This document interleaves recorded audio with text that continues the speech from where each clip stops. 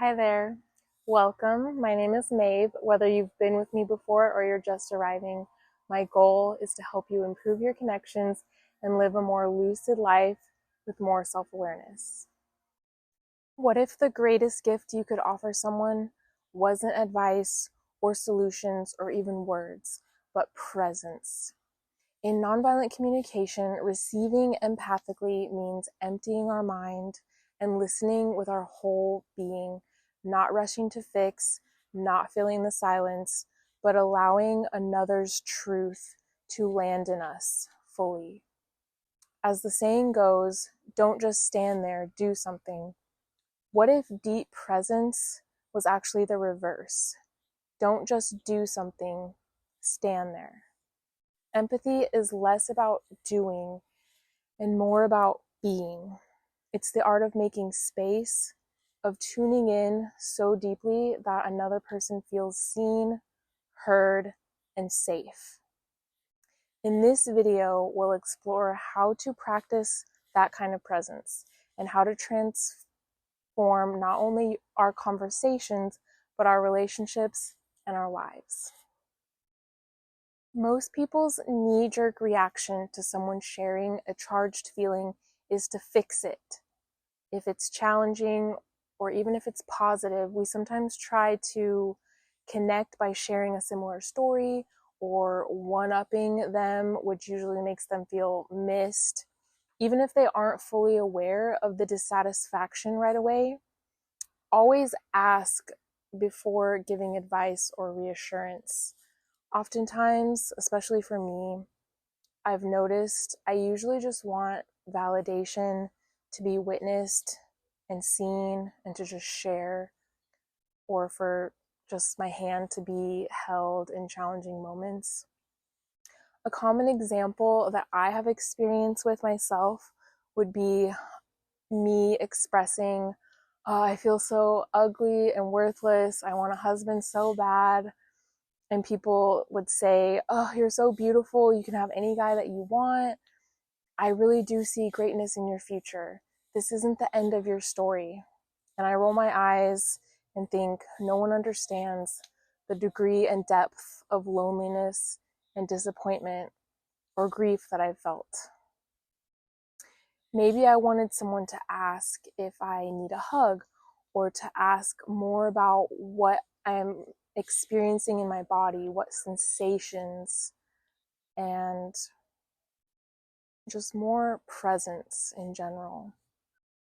I'm going to list some common behaviors that prevent us from properly empathizing with presence. Number one, advising. I think you should. Why didn't you do this, this, and this? One-upping the other person. That's nothing. Wait till you hear what happened to me. Educating. I think you would feel better if you did this, this, and this. Consoling. It wasn't your fault. Storytelling. That reminds me of the time. Shutting down. Cheer up, don't cry. Sympathizing. Oh, you poor thing. Interrogating. When did this begin? Explaining. I would have called, but correcting. That's actually not how it happened. Now, you might be wondering what's wrong with some of those responses, but there's just a deeper layer of empathetic presence that we can achieve. Intellectual understanding generally blocks empathy. We're all guilty of this, trying to figure things out instead of truly understanding the other's experience. I'll share a story that happened to me recently. I was so excited and thrilled that I saw a ton of baby frogs and a coyote on my morning walk with my dogs, and divine animal encounters bring me a lot of joy. I tried to tell several people about it, a couple via voice message, a couple via text, and I also shared with my manager as well. And not one of them shared the excitement with me or really made me feel validated. And I didn't realize it at the time, but I just felt this like dissatisfaction, like I felt missed, like no one really saw me, no one shared with me. in my excitement. A couple didn't respond at all. One sent a random reaction emoji to the voice message, and my manager went into his own nature story. And I just noticed that subtle feeling of disappointment and regret that I even shared. How to listen for feelings and needs. No matter what words others use to express themselves, we want to hear between the lines and listen for their observations, feelings, needs, and requests. And oftentimes you will want to check your assumptions and ask if what you are sensing is even correct. That can be a challenging task as well because we are so accustomed to assuming responsibility or taking things personally or just assuming that we understand what the other person just said. An example, a person might say, "You always come home late." And the nonviolent communication response could be, "It sounds like you're feeling lonely in the evenings because you'd like more connection when I get home. Would you like me to let you know ahead of time if I'll be late or plan a night together this week?" Then they could say, "I was actually kind of just worried and wanting more reassurance of when I can expect you." And so then you could say, "I hear your worry and desire for more reassurance. Would you like more text messages and updates of when I'll be home?" So that lets them know that you actually heard and validated what they just said and helps build the connection and more trust. When someone expresses a charged emotion, it can be beneficial to paraphrase what you just heard them say and reflect it back to them, as I just did, and ask what they might need. It's not about repeating their exact words necessarily, but capturing the heart of what they're experiencing. We know that a speaker has received adequate empathy when we feel a release of tension or when their words slow down. Also, when someone is asking a question, especially men, pause and wait at least 30 seconds for their response. Sometimes men take a while to find their answer and process their mind differently than we women do. And then we tend to interrupt in fear that we didn't phrase it correctly or they didn't hear us, but often that's right when they're about to answer. So take that pause and just listen. I might have to elaborate more on staying with empathy in another video because there's a lot to unpack when it comes to reflecting back to them and just keep guessing what their experience is and making sure that you truly understand their feelings and needs. And before they actually feel satisfied enough to be able to hear what you might have to say next or what you might need next if you're negotiating something together between a connection.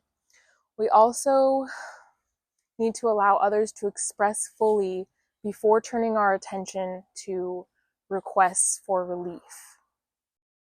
We need empathy in order to give empathy, and oftentimes we have to give it to ourselves. When we sense ourselves getting defensive or struggling to empathize, we need to 1, stop, breathe, give ourselves empathy, such as acknowledging how hurt we really feel and validate where the trigger might come from. Maybe you remember an experience from childhood where you see a limiting belief coming up right now. And number 2, you could express something non-violently, even if this looks like shouting, "I'm feeling angry and I just need to yell and shake for a moment." You're at least owning your experience and doing your best to not blame anyone. And number 3, take time out to just breathe, cry, or hang out with your pet for a few moments. Or if you have a trusted friend, or even ChatGPT is really good at providing empathy these days. So much of our world teaches us to rush, to fix, to advise, to reassure someone, to move past the discomfort as quickly as possible. But empathy asks us to slow down, to breathe, to stand still in the fire of someone else's truth without flinching or looking away. and even to ourselves. Being extra present with what's alive in us and others. When we receive empathically, we don't just hear words, we meet the heart beneath them. We make space for another human soul to feel less alone.